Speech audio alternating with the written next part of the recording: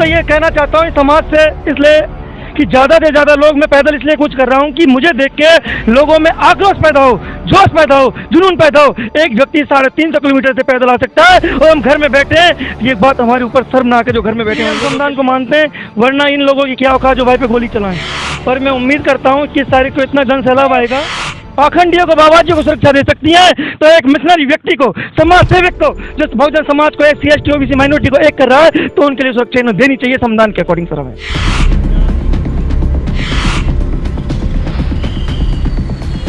आपको बता दें, इस समय हम हाईवे पर हैं और हाईवे पर आप देख सकते हैं कि यहाँ पर आजाद समाज पार्टी का जो झंडा लिए एक भाई और यहाँ पर पैदल चल रहे हैं। और ये भाई हाँ और कैसे किस अवस्था में कहाँ के लिए जा रहे हैं, ये रवाना हो रहे हैं, इनसे हम जानकारी करते हैं कि आखिर में आप झंडे को लेकर के यहाँ से चल रहे हैं और कहाँ से आए हुए हैं और कहाँ के लिए रवाना हो रहे हैं, क्या नाम है आपका? सबसे पहले तो मैं आप लोगों के लिए धन्यवाद कहूँगा, क्योंकि आप जो बहुजन की आवाज़ जन जन तक पहुँचा रहे हो, उसके लिए बहुत बहुत साधुवाद। मैं भरतपुर ज़िले के गांव और तहसील नदबई से आ रहा हूं और ये कारवा हमारा बड़े भाई चंद्रशेखर आज़ाद जी को जो 21 तारीख को आह्वान किया महाआंदोलन के लिए, दिल्ली के जंतर मंतर पे पहुंचने का ऐलान है हमारा, और हम पैदल यात्रा कूच कर रहे हैं। मैं आपको इसलिए बता दूं, ये पैदल कूच किस लिए की जा रही है, क्योंकि मेरा गाँव से लेके दिल्ली जंतर मंतर कम से कम 350 किलोमीटर तक रखे हुए हैं। तो मैं कहना चाहता हूँ वहाँ की आस पास की जो जनता है, हमारे कार्यकर्ता हैं, हमारे मजबूत स्तंभ है, हमारे बहुजन समाज है, उनसे कहना चाहता हूँ मैं 350 किलोमीटर पैदल चल के जब भाई के कारवा को मजबूती प्रदान कर सकता हूँ, तो वहाँ के आसपास की जो जनता है, मैं उनसे ये कहना चाहता हूँ कि आप भी वहाँ से मजबूती से पहुँचकर अपनी एकता अखंडता दिखाएं, क्योंकि ये लड़ाई भाई चंद्रशेखर आज़ाद की नहीं है, ये बहुजन की लड़ाई है, ये सत्य असत्य की लड़ाई है। ये जो लड़ाई है ये मजदूर किसान बहुजन समाज की लड़ाई है, एक सत्ताधारी से लड़ने के लिए। तो हमें यहाँ एकता अखंडता दिखानी है और अपनी समाज को मजबूत करना है। तो 21 तारीख को ज़्यादा से ज़्यादा सभी साथी पहुँचे। आप राजस्थान के किस गांव से चल करके आए हैं? मेरा गांव भोसिंगा पड़ता है, नदबई विधानसभा क्षेत्र में। तो ये जो मन में आपका जो ख्याल किस तरह से आया, चंद्रशेखर आज़ाद ने जो 21 जुलाई का एक महाआंदोलन का जो ऐलान किया है, और आपके मन में पैदल चलने का ख्याल कैसे आया? देखो, ये ख्याल की बात तो छोटी है। जब हमारे भाई जब राजस्थान में जब अन्याय होता है तो मैं दूसरे दिन राजस्थान में ही देखता हूँ।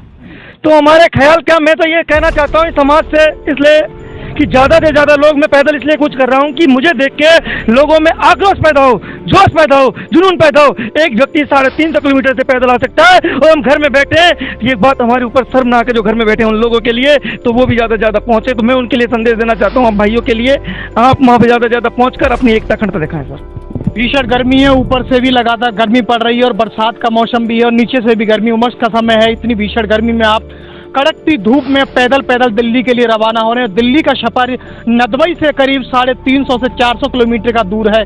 कैसे पहुंच पाएंगे? बहुत सारी अड़चनें सामना करना पड़ेगा। देखो सर, हम किसान के बेटे हैं।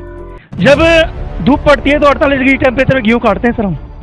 जब सर्दी पड़ती है तो माइनस में भी पहुंच जाता है, 0 डिग्री सेल्सियस में भी खेत भराते हैं सर हम। तो सर जब हम ठान लेते हैं हमें ये काम करना है, हमें खेत में सरसों काटनी है, बोवानी है, तो हम ये नहीं देखते टेम्परेचर कितना है, बारिश कितनी होगी, धूप कितना होगा। हमारा लक्ष्य है कि हम फसल को काट कर घर पहुंचाना है, ये भी हमारा लक्ष्य है। बहुजन समाज को जगाना है, तो इसमें धूप, गर्मी और सर्दी, बारिश क्या मायने रखेगी सर? क्या लग रहा है 21 जुलाई को दिल्ली अब नीले रंग में रंगेगी? ये सर आपने कह दिया, मुझे कहने की जरूरत नहीं है, नीले रंग में रंगेगी। जब मीडिया कर्मी इस बात को मानती है कि नीले रंग में रंगेगी, तो जरूर नीले रंग में रंगी जाएगी, ये विश्वास है। इस ऐलान के बाद में प्रशासन में भी एक बार से हड़कंप मच गया है। क्या लग रहा है कि ये जिस तरह से चंद्रशेखर आज़ाद क्या फ़ोन करके भीड़ को बुलाते हैं या उनकी केवल एक आवाज़ पर लोग पहुंच जाते हैं, क्या ऐसी खासियत है? ये सर बीजेपी कांग्रेस के नेता हैं जो पैसे देके बुलाते हैं, फ़ोन करके बुलाते हैं, उनको समोसे के नाम पे बुलाते हैं। हम भाई को प्यार करने वाले लोग हैं, हम जनता से प्यार करने वाले लोग हैं, हम बहुजन समाज मिशन मूवमेंट को आगे बढ़ाने वाले लोग हैं। तो हमें फ़ोन करने की जरूरत नहीं है, हम समाज को जगाते हुए खुद ही अग्रसर आगे रहते हैं सर। आप जिस तरह से पैदल चल रहे हैं, इस तरह से तो किसी समय पर अपने दौर पर साहब मानवर काशीराम जी चले थे। तो सर हम हमारे बड़े भाई उनके प्रेर पे ही तो हमारे कारवा को आगे बढ़ा रहे हैं, और बड़े भाई के कारवे को देखते हम भी उनके कारवे पे चल रहे हैं। तो किसी न किसी महापुरुष ने चलाया है, हम उनके अनुयायी हैं, उनके ही नक्शे कदमों को आगे बढ़ाने का काम कर रहे हैं सर। सहारनपुर के देवबंद में 28 जून को भीम आर्मी चीफ चंद्रशेखर आज़ाद पर हमला हुआ था। लग जाती तो 2 अप्रैल याद होगा इस सरकार को, क्योंकि हमारा देश अब बहुजन पहले जैसा नहीं रहा सर। मजदूरी करवाते थे, पैसे नहीं देते थे, पीटते थे, उनके लिए कार्रवाई के लिए सरकार नहीं लेती थी। अब हमारा प्रत्येक, क्योंकि हमारा बाबा साहब ने संविधान लिखा है, हमें अपना हक और अधिकार पता है, लेकिन हम तो संविधान के दायरे में लेकर आंदोलन करते हैं, इसलिए हम संविधान को मानते हैं। वरना इन लोगों की क्या औकात जो भाई पे गोली चलाएं। अगर आमने सामने से मुठभेड़ हो जाए तो पता नहीं चले, लेकिन हम संविधान को मानते हैं सर। और मैं तो उस भूमि से आता हूँ सर, लोहागढ़ की अजय भूमि से, जो हमारे योद्धा महाराजा सूरजमल ने दिल्ली में 2 बार फतेह किया है, 1753 में और 1763 में। और हम दिल्ली के किले को भी खोल के, दरवाजे को खोल के हमने लोहागढ़ में लगा दिए। तो सर हम इन गोलियों से नहीं डरते हैं, ना इस सरकार की चालबाजियों से डरते हैं। हम तो देश के संविधान का सम्मान करते हैं और इस बहुजन समाज का सम्मान करते हैं, इसलिए संविधान के दायरे में लेकर आंदोलन कर रहे हैं। वरना इनकी क्या औकात है सर। चंद्रशेखर आज़ाद को राजनीति के तौर पर कैसे देखते हैं? क्या लग रहा है चंद्रशेखर आज़ाद इस राजनीति में सफल हो पाएंगे? सर राजनीति वो लोग करते हैं जो समाज के साथ नौटंकी करते हैं, भाई राजनीति नहीं कर रहे हैं। वो समाज के ऊपर हो रहे शोषण, अत्याचार, उनके साथ में जो अन्याय हो रहा है उसकी पीड़ा खुद झेलकर समाज को आगे बढ़ा रहे हैं। वो नेतागिरी नहीं कर रहे हैं, वो समाज के बेटे होने का फर्ज निभा रहे हैं। तो हमारा फर्ज बनता है, जब हमारा बेटा, हमारा बड़ा भाई हमारे बीच में हमारा फर्ज निभा रहा है, तो हम उसको राजनीति गद्दे तक पहुँचाएं। चंद्रशेखर आज़ाद पर जो हमला हुआ था, सीबीआई की जांच और नार्को टेस्ट उस हमलावरों के और सुरक्षा श्रेणी की, क्या ये तीनों मांगे बीजेपी सरकार, केंद्र सरकार क्या उनको दे पाएगी? क्या उम्मीद है जताई जा रही है? देखो सर, बीजेपी सरकार तो पहले से परेशान है, पर मैं उम्मीद करता हूँ कि इस तारीख को इतना जन सैलाब आएगा कि कहीं वो कमरे में बैठ के रोए नहीं, ऐसा भी हो सकता है। क्योंकि मैंने बीजेपी सरकार की एक आदत देखी है कि जब वो डरती है, जब सरकार पुलिस वालों को आगे करती है। और हम पुलिस वालों से डरने नहीं, हम तो बस प्रशासन का सम्मान करते हैं, हमारे लोगों की आदत है। और रही बात ये प्रशासन ने हमें सुरक्षा देंगी या नहीं देंगी, भीम आर्मी का प्रत्येक कार्यकर्ता इतना मजबूत है कि भाई को खुद सुरक्षा दे दे वो।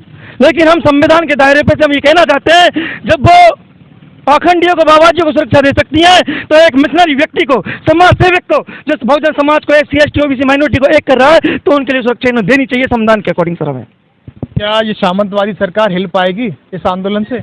सर इस सरकार को तो हम 2 अप्रैल को हिला चुके हैं, ये याद होगा आपको। और इस सरकार को एक बार नहीं कई बार हिला चुके हैं, ये सरकार तो डली हुई है। और ये 21 तारीख को आप नज़ारा देख लेना, मुझे कहने की जरूरत नहीं पड़ेगी।